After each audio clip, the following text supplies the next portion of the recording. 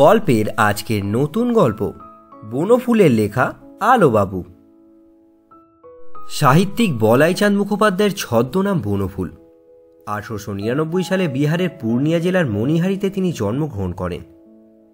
Sahebganj high স্কুলে পড়ার সময় 1915তে তার লেখা প্রথম কবিতা মালঞ্চ পত্রিকায় প্রকাশিত হয়।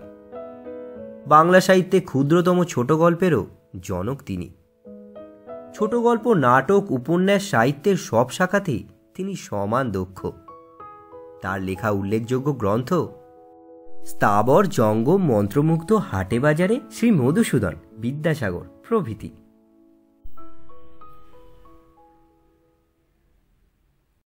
সবাই তাকে আলু বাবু বলতো, কিন্তু তার আসল নাম আলো।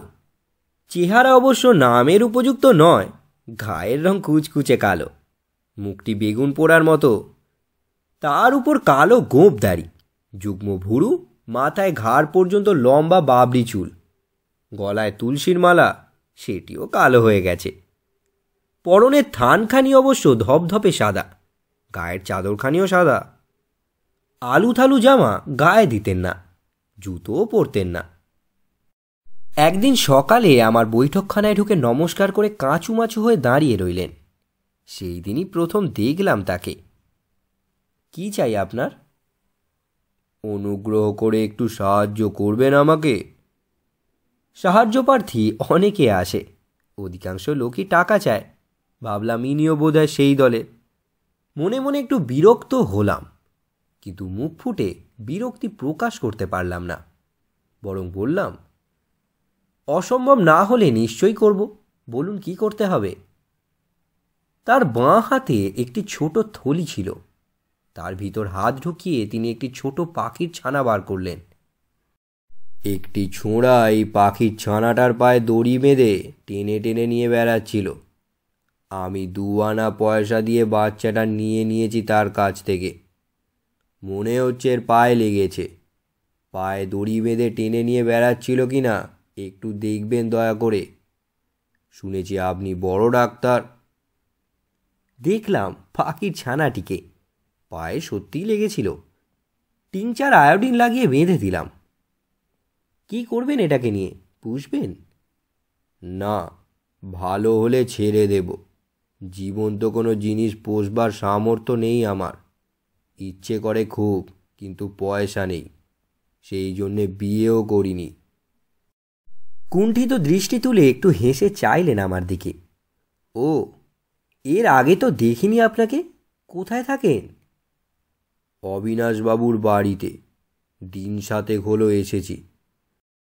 আর একবার কুণ্ঠিত দৃষ্টি তুলে চাইলেন। অবিনাশবাবু এখানকার নামজাদা উকিল একজন। অবিনাশবাবুদের সঙ্গে আত্মীয়তা আছে বুঝি? না, তেমন কিছু নয়। আমার এক দূর সম্পর্কের ভাগ্নির বন্ধুর শ্বশুর উনি। আসলে লোক খুব ভালো, তাই দয়া করে থাকতে দিয়েছেন। আলোবাবু পাখির ছানাটি নিয়ে চলে গেলেন। দিন কয়েক পরে অবিনাশবাবুর বাড়ি যেতে হয়েছিল। সেখানে আলোবাবুর সঙ্গে আবার দেখা হয়ে গেল। দেখলাম তিনি একটি দেশি কুকুরের বাচ্চার পরিচর্যায় নিযুক্ত হয়ে আছেন।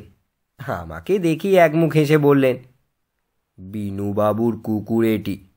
কুকুর পোষার শখ আছে, কিন্তু সেবা করতে জানেন না। 2টো চোখে এতক্ষণ পিচুটি ভর্তি ছিল, তুলো ভিজিয়ে পরিষ্কার করলুম। আর কুকুরকে সারাক্ষণ বেঁধে রাখলে কি চলে? ওদের সঙ্গে খেলা করতে হয়। কুকুরটার দিকে চেয়ে তার মুখের সামনে টুসকি দিতে লাগলেন। ল্যাজ নেড়ে নেড়ে খেলা করতে লাগলো কুকুরটা। বিনু অবিনাশের ছেলে, বয়স 10 বছর। অবিনাশবাবুর সঙ্গে দেখা হলো একটু পরে। বললাম, আপনার এই আলোবাবু লোকটি তো অদ্ভুত ধরনের মনে হচ্ছে।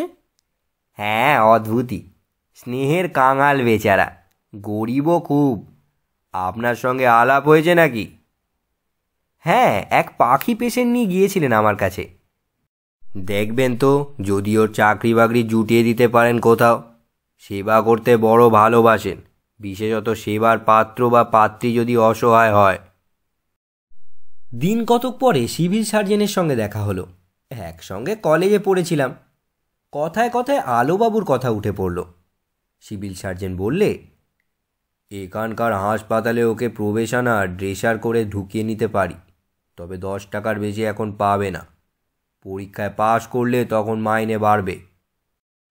আলোবাবু হাসপাতালের আউটডোরে রোগীদের ঘা ধোয়াতে লাগলেন। মাসখানেক পরে কিন্তু চাকরিটা গেল তার। একদিন আমার ল্যাবরেটরিতে এসে শুষ্ক মুখে বসে আছেন। কি খবর? আমাকে দূর করে দিলে। কেন? একটা লোকের পায়ের ঘা কিছুতেই সারছিল না। সেই আমাকে একটা ওষুধ দেখিয়ে বললে, ওই ওষুধটা দাও, তাহলেই সেরে যাবে। ওটা লাগিয়ে অনেকের নাকি সেরে গেছে। দিলুম ওষুধটা লাগিয়ে প্রায় সঙ্গে সঙ্গে লোকটা চিৎকার শুরু করে দিলে। সে এক হই হই ব্যাপার। ডাক্তারবাবু এলেন। তিনি তো চোটেই লাল। বললেন, কার হুকুমে তুমি ঘায়ে কার্বলিক অ্যাসিড ঢেলে দিয়েছ? আমি আর কি বলবো, চুপ করে রইলাম। ডাক্তারবাবু আমাকে দূর করে দিলেন। আমি ওর ভালোর জন্যেই ওষুধটা দিয়েছিলাম, আর ওর কথাতেই দিয়েছিলাম। আমি চুপ করে রইলাম। কি আর বলবো, সত্যি অন্যায় কাজ করেছেন। কিছুক্ষণ বসে থেকে আলোবাবু চলে গেলেন। কষ্ট হতে লাগলো ভদ্রলোকের জন্য, কিন্তু কি করব ভেবেই পেলাম না। দিন কয়েক পরে অবিনাশবাবুর বাড়ি থেকেও বিদায় নিতে হলো আলুবাবুকে। শুনলাম অবিনাশবাবুর স্ত্রী দূর করে দিয়েছেন তাকে। আলোবাবু যা করেছিলেন তা কোনো মা সহ্য করতে পারেন না। তিনি এক বগলে কুকুরের বাচ্চাটা এবং আরেক বগলে অবিনাশবাবুর শিশুপুত্র তিনুকে নিয়ে একবার কুকুরটার মুখে আর সঙ্গে সঙ্গে তিনুর মুখে চুমু খাচ্ছিলেন। অবশেষে আমি আশ্রয় দিলাম আলোবাবুকে। একদিন সন্ধ্যের পর এসে দেখলাম তিনি একটা সেলার হ্যাট বাজিয়ে গুনগুন করে গান গাইছেন। আপনি গান বাজনা জানেন নাকি? কুণ্ঠিত মুখে উঠে দাঁড়ালেন তিনি। এককালে ডুগডুগি তবলা বাজাতে পারতাম, দৈনের দায়ে সব বেচে দিতে হয়েছে, এখন হ্যাট বাজাই। বলা বাহুল্য, খুব কৌতুক অনুভব করলাম। হ্যাট পেলেন কোত্থেকে? অনেক আগে স্যুটও পরতাম, সব গেছে, ওই হ্যাটটি আছে কেবল। আলোবাবুর আরও পরিচয় পেলাম দিন কয়েক পর। একদিন দেখি তিনি ছুটতে ছুটতে আসছেন। কি হলো, ছুটছেন কেন?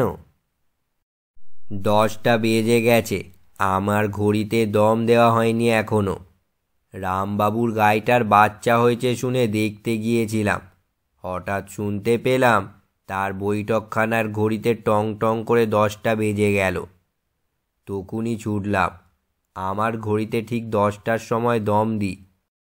আমাদের যেমন খাবার, ঘড়ির তেমনি দম। বেচারির খেতে দেরি হয়ে গেল আজকে। তাড়াতাড়ি ঢুকে পড়লেন নিজের ঘরে। আমিও একটু অবাক হয়ে গেলাম। আলোবাবুর যে ঘড়ি আছে তা জানতাম না। তার পিছু পিছু এসে একটু আড়াল থেকে দেখতে লাগলাম। দেখলাম ঘরে ঢুকেই তিনি নিজের ভাঙা তোরঙ্গটা খুললেন। তার ভেতর থেকে বার করলেন একটি ছোট টিনের বাক্স। বাক্সের ভিতর থেকে একটা ন্যাকড়ার ছোট পুটলির মতন কি বার করলেন। ন্যাকড়াটি খুলতেই লাল রঙের শালুর পুটলি বেরিয়ে পড়ল। সেটি খুললেন, বেরুলো রেশমি ন্যাকড়ার পুটলি। সেটি খুলতেই বের হলো খানিকটা তুলো, তারপর ছোট্ট ঘড়িটি। 3 পুরো কাপড় ঢাকা ঘড়িটিকে আঙুলের মতো রাখতেন তিনি সযত্নে। ঘড়িটি বার করে চাপটালি খেয়ে বসলেন। তারপর চোখ বুজে ধীরে ধীরে দম দিতে লাগলেন। মনে হলো যেন পুজো করছেন। অবিনাশবাবুর কথাটা মনে পড়ল। স্নেহের কাঙাল বেচারা। জীবনে কিন্তু ভালোবাসার সুযোগ পাচ্ছে না কোথাও। সব স্নেহ তাই উজাড় করে দিয়েছে বোধহয় ঘড়িটির উপর। একদিন ল্যাবরেটরি থেকে ফিরে দেখি আলোবাবু হ্যাট বাজিয়ে তারস্বরে গান গাইছেন। 2টো লাইনই বারবার গাইছেন। আমায় ওরা সইল না কেউ, আমার কাছে রইল না কেউ। আমি খানিকক্ষণ দাঁড়িয়ে রইলাম অবাক হয়ে। এমন গলা ছেড়ে গান গাইতে শুনিনি কখনো তাকে। দাঁড়িয়ে থাকতে দেখে থেমে গেলেন তিনি।